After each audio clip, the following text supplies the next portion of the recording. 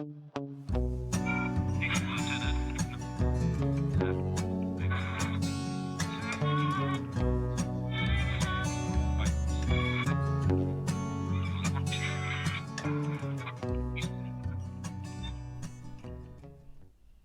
right, well, it looks like you've painted a really hot sun and a skyscape. Yep, it looks pretty hot.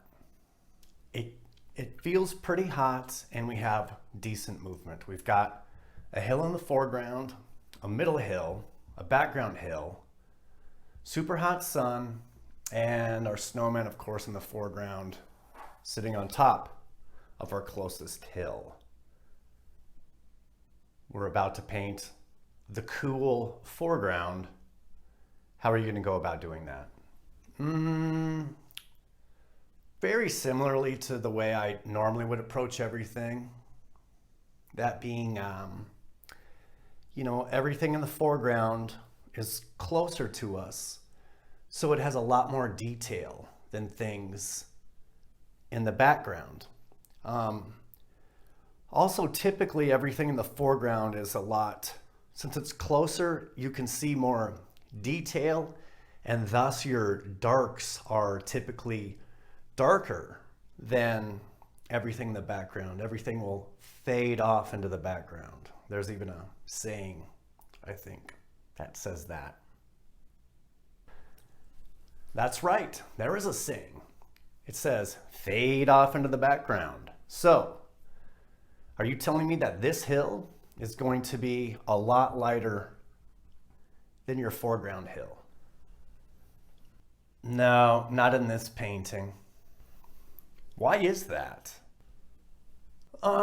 It's because if I make this hill really dark and actually even leave it more purple than blue, which I'm planning on changing all this to blue. I just laid the purple down in the foreground to give my blue more glow later on, but if I leave this dark and more purple, purple is the complementary color to yellow. So this sun it'll seem less like it's a heavenly body and more like it is actually maybe on our plane of existence, and it's just gonna march right over these hills to actually do battle with them. So keeping this dark keeps this sun looking a little bit hotter, I think.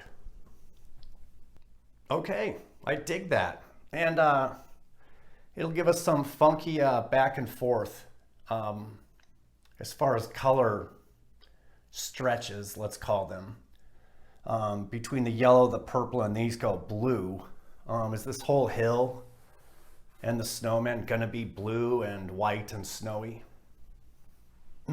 Yeah, for the most part, except for anytime there's light is always going to reflect a little bit on whatever the subject matter is. So even though our snowman is going to be made of snow, whites and blues and what have yous, along some of these muscular contours, we're going to have to lay in some reflective oranges and reds based on the sky color.